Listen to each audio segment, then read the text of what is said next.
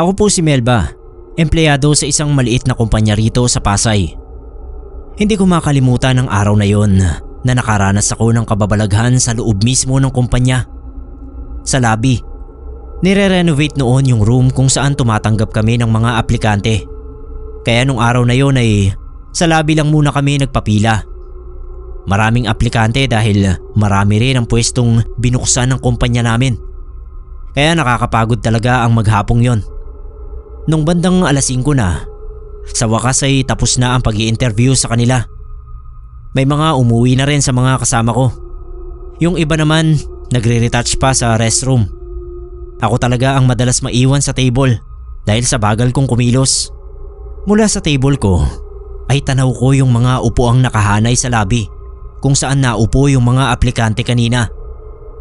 Napa-second look ako nung makita kong may isa pang babae na nakaupo roon. Sigurado ako na hindi ko siya kasamahan sa trabaho, kaya ang nasa isip ko ay isa sa mga aplikante. Pero ano pang ginagawa niya ron? Gusto ko sanang lapitan para sabihan na kailangan na niyang umuwi dahil pauwi na rin kaming mga empleyado roon. Kaso hindi ko maiwanan yung ginagawa ko sa computer. Tinawagan ko yung guard sa cellphone ko. May number naman ako ng guard namin. Sabi ko pakilapitan si ate na nasa lobby at siya na yung magsabi rito na oras na ng uwian. Umuo naman yung guard. Saglit lang daw at isasara lang niya yung stock room. Habang hinihintay ko yung guard, panay ang sulyap ko doon sa babae na nakaupo sa lobby. Napansin ko na diretso lang ang tingin niya sa unahan. Mukhang problemado sa buhay. Kaya medyo naawa ako sa kanya. Pero nakaramdam din ako ng takot. Hindi ko alam kung bakit. Nakita kong papalapit na yung guard, kaya nag-focus na ako sa ginagawa ko. Sa table ko dumiretso yung guard at tinanong sa akin kung nasaan ba yung babaeng sinasabi ko. Nagtaka ako kung bakit hindi niya nakita. Dinaanan lang niya sa lobby bago makarating sa akin. Ituturo ko sana, pero wala na roon yung babae. Inisip ko kung nakalabas na ba agad, pero dapat nakasalubong siya ng guard dahil wala naman siyang ibang daraanan palabas. Sinubukan siyang hanapin ng guard. Nagtanong pa nga doon sa isang kasamahan ko, pero natawa na lang yung kasamahan kong yon. Tinanong pa ako kung ngayon ko palang ba nakita si Ate Jen. Nagtaka ako, sinong Ate Jen kako? Yung guard na ang sumagot sa akin. Sabi niya, madalas daw talaga na may nagpapakitang babae sa lobby. Kaso bigla na lang daw mawawala. Hindi nila alam kung sino yon. Pero isa lang ang nasisiguro nila. Hindi siya aplikante, hindi siya empleyado, at hindi siya tao. Malamang ay isa na lang siyang multo.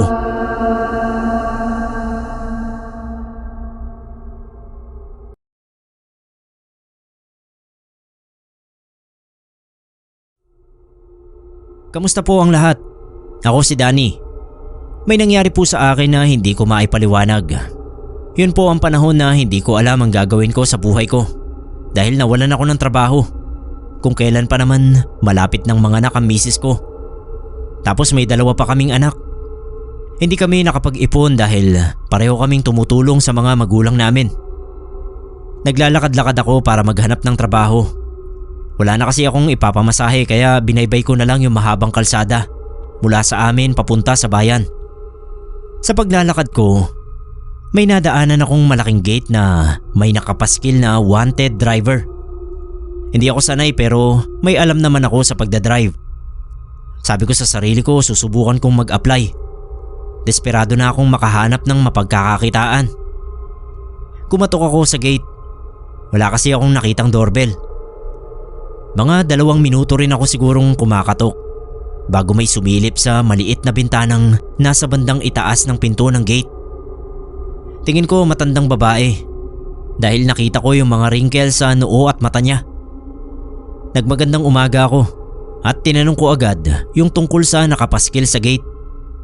Nagsalita siya pero napakahina ng boses. Parang bumubulong kaya hindi ko maintindihan ang sinabi niya. Humingi ako ng paumanhin kasi hindi ko narinig ang sinabi niya. Pinaulit ko. Pero nung magsalita ulit siya, gano'n na naman ang buka ng bibig niya. Naguluhan na talaga ako. Sa isip ko baka meron siyang diferensya sa pagsasalita. Nagulat pa ako nung biglang may kamay na dumantay sa balikat ko. Paglingon ko yung dati kong kasamahan sa trabaho. Sabi ng araw ba niya at ako ang nakita niya. Ano raw ang ginagawa ko ron? Sabi ko nagbabaka sakali sana ako na mag-apply na driver. Kailangan ko kasi ng trabaho. Kaso hindi ko maintindihan yung sinasabi ng tao sa loob. Sabay lingon sa matandang nasa loob ng gate. Pero wala na siya roon. Siguro pumasok na sa loob. Yung reaksyon ng kasamahan ko parang nagtataka. Napakamot siya ng ulo. Ano raw ba yung a-applyan ko sa bakanting lote na yun? Inulit ko yung pagkakasabi niya na bakanting lote. Tinuro ko sa kanya yung nakapaskil. Kinuha niya yon at tinapon. Matagal na raw yung paskil na yon. Ewan ba't hindi pa inaalis. Ang loob daw nun ay bakanting lote na lang dahil yung bahay na yon ay nasunog na ang kalahati. Yung mga may-ari lumipat na ng ibang lugar dahil malas daw ang bahay. Bago kasi masunog yun ay naaksidente ang pamilya nung mag-outing sila. Namatay yung driver at isang kaanak. Bukod doon ay marami pang kamalasan ng sinapit ng pamilyang nakatira doon kaya inabandona na ang bahay. Kinilabutan ako. Hindi ko mapaniwalaan ang sinabi ng dati kong kasamahan. Sabi ko paano niya nalaman ang kwento? Dati palang kasambahay doon ang asawa niya. Sumilip pa ako sa gate. Gumapang yung matinding kilabot sa katawan ko nung masilip ko na ang loob ng bahay ay halos gubat na at tanaw din mula roon ang sunog na bahay. Hindi ako makapagsalita. Kung ganoon, sino yung matandang kumausap sa akin sa maliit na bintana ng gate?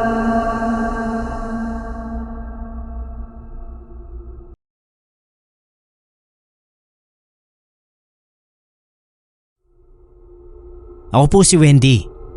Tuwing makakapakinig ako ng kwentong aswang ay hindi maaaring hindi ko maalala ang sarili kong karanasan tungkol dito. Mangyari po kasi ay may nakasabay ako noon sa pag-a-apply sa agency na isang babae. Tingin ko konti lang ang tanda ng edad niya sa akin. Doon sa agency na pinuntahan ko, sobrang dami ng mga aplikante. Tapos maliit lang ang opisina nila. Kaya yung pila namin halos umabot na talaga sa labas. Napakainit pa. Pero kailangang magtiis at magtiyaga para lang makakuha ng trabaho. Nakatabi ko sa upuan yung babae na nagpakilalang Doris. Taga-probinsya raw siya pero nakalimutan ko na kung saang lugar yung sinabi niya. Tapos panay ang kausap niya sa akin. Okay lang sana para malibang din ako habang naghihintay ng tawag. Kaso yung mga kinukwento niya, puro tungkol sa aswang. Kesyo marami raw sikreto ang mga aswang na hindi pa nalalaman ng mga tao. Sa dami ng sinasabi niya, hindi ko maiwasan na kilabutan. Kahit hindi ko alam kung totoo nga ang mga yun o gawa-gawa lang niya. Panay lang ang tango ko at oo. Wala naman kasi akong maibabahagi sa kanya tungkol sa mga ganoong bagay. Hindi talaga ako mahilig sa mga katatakutan. Nung sa wakas ay tinawag na ako. Nagpasalamat ako dahil natapos din ang walang humpay na pagkukwento ng babae tungkol sa aswang. Padilim na bago pa ako makauwi. May pinuntahan pa kasi akong iba. Nung pauwi na ako, naramdaman ko na parang may sumusunod sa akin. Nung unang lingon ko, wala naman akong nakitang tao sa likuran ko. Pero nung pangalawang beses akong lumingon, nagulat ako kasi nakita ko yung babae sa agency. Hindi ko alam kung bakit ako kinukutuban ng masama. Pero inisip ko na lang na baka nagkataon lang na pareho kami ng daraanan. Nagkunwari akong hindi ko siya napansin. Ayoko kasi na magkakwentuhan na naman kami at yun na naman ang magiging bukang bibig niya. Ang tungkol sa mga aswang. Nagmadali ako sa paglalakad. Nung may dumaan na tricycle, pinara ko na. Medyo nakahinga ako ng maluwag. Sigurado akong hindi na niya ako masusundan kung susundan man niya ako. Ang daming pumapasok sa isip ko habang nasa loob ako ng tricycle. Ang weird pero naisip ko na baka hold-upper ang babaeng yon. Basta ang bigat ng pakiramdam ko sa kanya. Hindi ko alam kung ba't ganun. Pagbaba ko ng tricycle ay kailangan ko pang lakarin ang papasok sa eskinita. Ganun na lang yung pagkabigla ko. Nung muli ay malingunan ko yung babae. Nanlalaki yung ulo ko. Paano siyang makakarating agad doon? Nag-tricycle ako at naglalakad lang siya kanina. Nag-umpisa na talagang manayo ang balahibo ko. Binilisan ko yung lakad. Muntik na akong panawan ng ulirat. Nung bigla ay makita kong makakasalubong ko yung babae. Paanong mangyayari yun? Kakalingon ko lang sa kanya sa likuran ko. Doon na talaga ako napasigaw. Mabuti na lang at may nagbukas ng bintana sa bahay na katapat ng kinatatayuan ko. Nakiusap ako na papasukin ako sa loob. Pinapasok naman ako dahil nakilala nila ako sa muka. Bago isara yung pinto, ay napatingin kami sa tapat ng bahay. Sir Neb, may malaking aso sa harapan ng bahay. Nakatayo lang at nakatitig sa amin. Tapos bigla na lang tumakbo palayo. Yung babae hindi ko na nakita. Wala pa man akong kinukwento doon sa may-ari ng bahay, ay sinabi niya agad sa akin na malakas ang pakiramdam niya na aswang ang asong yon.